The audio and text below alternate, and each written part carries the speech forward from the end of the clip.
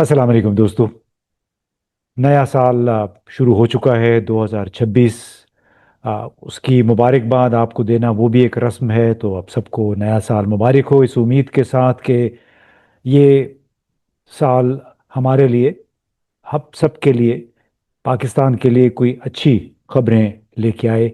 लेकिन आज सुबह चीफ जस्टिस याया अफरीदी का एक बयान पढ़ के, और उससे 2 दिन पहले मैंने एक किस्सा पढ़ा था, तो वही किस्सा मुझे याद आ गया जो नए साल का पैगाम आया है चीफ जस्टिस याह्या अफरीदी की तरफ से। और एक मुझे इस बात पे खुद भी बाज़ औक़ात बड़ी मायूसी होती है कि हम अपने इन शोज़ में मनफी बातों का जिक्र करते हैं, लेकिन अब क्या करें कि अगर हमारे आसपास मनफी अनासिर, मनफी अवामिल बहुत सारे हैं जो कि हमारे मूड पे भी असरअंदाज होते रहते हैं।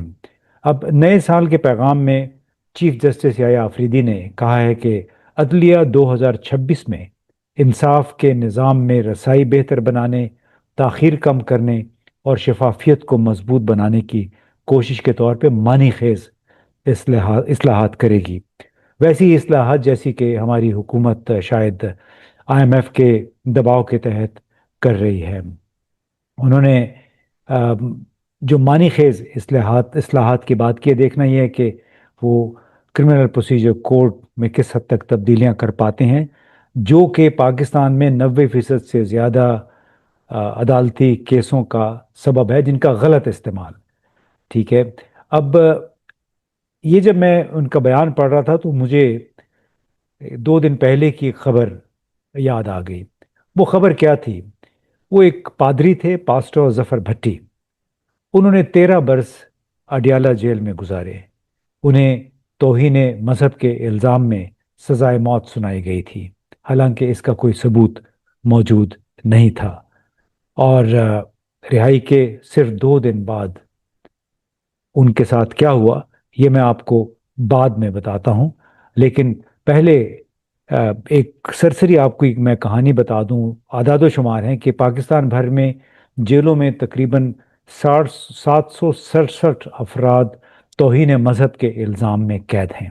767, जो कि मुख्तलिफ सूबों में जेर समात मुकदमात का सामना कर रहे हैं। अब 1987 से 2024 तक जो मजमूई केसेस दर्ज हुए, ब्लास्फेमी जिसको कहते हैं उर्फ आम में, तौहीन रिसालत या तौहीन मजहब, वो तकरीबन 54% मुसलमान तौहीन मजहब या तौहीन रिसालत के इल्ज़ाम का निशाना बने। तकरीबन 11% इनमें क्रिश्चियंस थे, यानी मसीही बरादरी से ताल्लुक़ रखने वाले। 30% जो मुतासरीन थे ब्लास्फेमी कानून के तहत इल्ज़ाम इल्ज़ाम के, वो अहमदी कम्युनिटी से ताल्लुक़ रखने वाले पाकिस्तानी, जिनके पास बाकायदा पाकिस्तानी शनाख्ती कार्ड, पाकिस्तानी पासपोर्ट है, तो वो 30% थे। 3% के करीब ऐसे ही इल्ज़ामात हिंदू मत से ताल्लुक़ रखने वाले अफराद पे लगे। अब इस तमाम डेटा से जाहिर ये होता है कि जुल्म और ज़्यादती सिर्फ अक़लियतों तक महदूद नहीं, बल्कि ज़्यादातर मुसलमान ही उसका निशाना बने हैं। बिल्कुल ऐसे ही जैसे कि जो ताज़ीरी कवानीन है, क्रिमिनल प्रोसीजर कोड, उसका भी ज़्यादातर निशाना जो है वो आम शहरी ही बनते हैं, और उसमें गालिब अक्सरियत जो है वो मुसलमानों की है।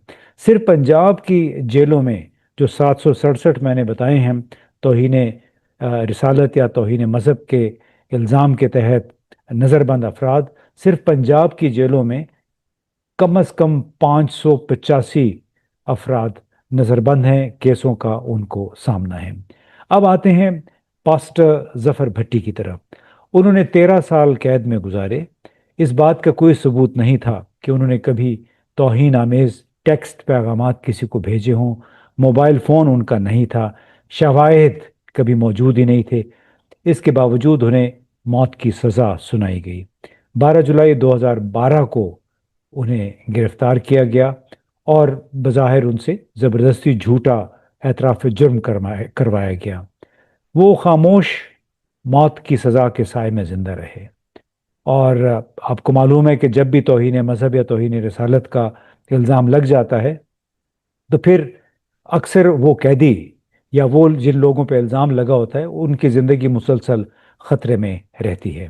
اب وہ مسلسل تنہائی، خوف، آ، جان لیوا ان کے آ، صحت ہو گئی تھی، اور ان کا وہ آہستہ آہستہ بیماریوں نے پاسٹر ظفر بھٹی کو آ گھیرا، اور دل صرف 10% تک ان کا کام کر رہا تھا کچھ عرصہ پہلے تک، اپنی رہائی سے پہلے تک۔ اب ڈاکٹر نے خبردار کیا کہ وہ کسی بھی وقت آ، مر سکتے ہیں۔ اب جیل کے باہر ان کی اہلیہ نواب بی بی، 76 برس ان کی عمر ہے، گھنٹوں وہ انتظار کرتی رہتی ملاقات کے لیے۔ ان کی نظر بھی کمزور ہو چکی تھی، وہ خود بھی گناگو بیماریوں کا، بلڈ پریشر جیسی بیماری کا شکار تھیں، زخمی بھی ہوئیں دو، چونکہ کمزور تھیں، بیماریاں تھیں، گر کے کئی مرتبہ وہ زخمی بھی ہوئیں۔ اور آ، اندازہ لگائیے کہ نواب بیوی جس عمر میں تھیں، کیا یہ ان کا آ، وہ مستحق تھیں کہ وہ ہر روز جیل کے باہر جا کے اپنے میاں کے ساتھ ملاقات کے لیے، وہ بھی پیسے دے کے؟ آپ کو معلوم ہے کہ جیلوں میں یہ بڑا ایک باقاعدہ کاروبار ہے کہ آپ جو اگر ملاقات آپ نے کرنی ہے، آپ پیسے دیں گے۔ آپ نے اگر کسی کے ساتھ فون پہ بات کرنی ہے جیل کے اندر سے یا جیل کے باہر سے اندر آپ نے بات کرنی ہے، اس کی بھی ایک فیس ہوتی ہے۔ آپ نے اپنے گھر سے کھانا منگوانا ہے، آ، اس کی ایک الگ فیس ہوتی ہے۔ جو یعنی جیل کے اندر جو افسران، جتنے بھی اہلکار ہیں، ان کے بڑے وارے نیارے ہوتے ہیں، کیونکہ جتنے زیادہ قیدی ہوتے ہیں اتنی ان کی آمدنی کا ذریعہ جو ہے اس میں اضافہ ہو جاتا ہے۔ اب پاسٹر ظفر بھٹی کی قانونی اپیلیں کئی برس تک چلتی رہیں۔ دسمبر 2021 میں ظلم مزید بڑھ گیا، کوئی نیا ثبوت نہ ہونے کے باوجود ان کو سزائے موت جو تھی وہ سنا دی گئی۔ اس کے باوجود انہوں نے اپنی قانونی جدوجہد جاری رکھی۔ 2 اکتوبر 2025 کو لاہور ہائی کورٹ کے راولپنڈی بینچ نے بھٹی کی سزا کا عدم قرار دے دی۔ وہ بری ہو گئے اور رہا کر دیے گئے۔ اس وقت ان کا دل صرف 10% کام کر رہا تھا۔ وہ اب اپنی بیگم نواب بی بی سے دوبارہ ملے، مگر برسوں کی لاپرواہی اور بیماری نے ان کے جسم کو توڑ دیا تھا۔ 5 اکتوبر 2025 کو رہائی کے صرف 2 دن بعد ظفر بھٹی دل کا دورہ پڑنے سے انتقال کر گئے۔ نواب بی بی نے ان کی جان بچانے کے لیے پیراسٹامول دی، مگر ان کے پاس کچھ نہیں تھا، کیونکہ اس معاشرے کے بے حسی اور اس کے قانون کے غلط استعمال نے ظفر بھٹی کو پہلے ہی زندہ درگور کر دیا تھا۔ اب پاسٹر ظفر بھٹی کا مقدمہ توہین مذہب کے قوانین کے منظم غلط استعمال کو بے نقاب کرتا ہے، جو خاص طور پر مذہبی اقلیتوں کی زندگیاں تباہ کر دیتے ہیں۔ خود جیسے میں نے بتایا کہ کوئی 54% کے قریب کیس جو ہیں وہ مسلمانوں، یا الزامات جو ہیں وہ مسلمانوں پہ لگے ہوئے ہیں۔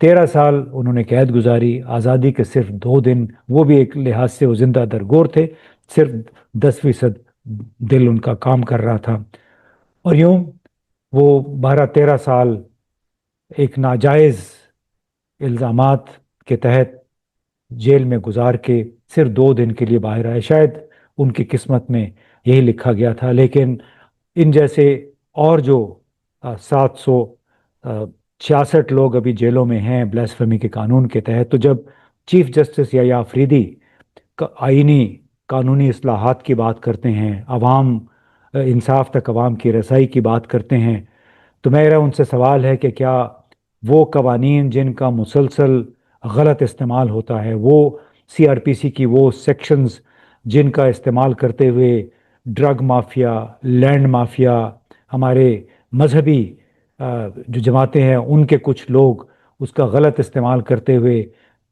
کمرشل مقاصد کے لیے، سیاسی مقاصد کے لیے دوسروں پہ الزام لگا دیتے ہیں اور وہ سیدھا جیل میں پہنچ جاتے ہیں، تو کیا چیف جسٹس یا آفریدی اور جو آئینی عدالت ہے، فیڈرل کانسٹیٹیوشنل کورٹ، وہ اتنی ہمت کریں گے کہ چلے علیمہ خان، عمران خان، PTI، ان کے ساتھ تو جو ہو رہا ہے وہ سیاسی وجوہات ہیں، یہ اگر سیاسی طور پہ بے بس ہیں تو سماجی طور پہ تو بے بس نہیں ہیں؟ کیا وہ بلیسفیمی یعنی توہین عدالت، توہین رسالت اور انہی جیسے بے شمار ایسے قوانین، اسٹے آرڈر بھی ایک ایسا قانون ہے جس کا انتہائی غلط استعمال ہوتا ہے، تو کیا اگر عدلیہ نے عوام کے لیے زندگی آسان کرنی ہے تو اس قسم کے قوانین کی اصلاح کی کوئی گنجائش ہے ان کی ڈکشنری میں؟ یہ ایک سوال ہے جو آج میں رکھ رہا ہوں چیف جسٹس یعنی سپریم کورٹ اور وفاقی آئینی عدالت کے ججوں کے سامنے، کہ کیا ان میں اتنا دم خم ہے کہ کم از کم ان قوانین میں ترمیم کریں، ذرا سا تبدیل کریں، تجویز کریں پارلیمنٹ کو، جو جنہوں نے ظفر بھٹی جیسے بے گناہ افراد کی زندگی کو اجیرن بنائے ہوئے جیلوں میں ہیں، یا جیلوں میں رہتے ہوئے وہ زندہ درگور ہو چکے ہیں۔ بہت بہت شکریہ۔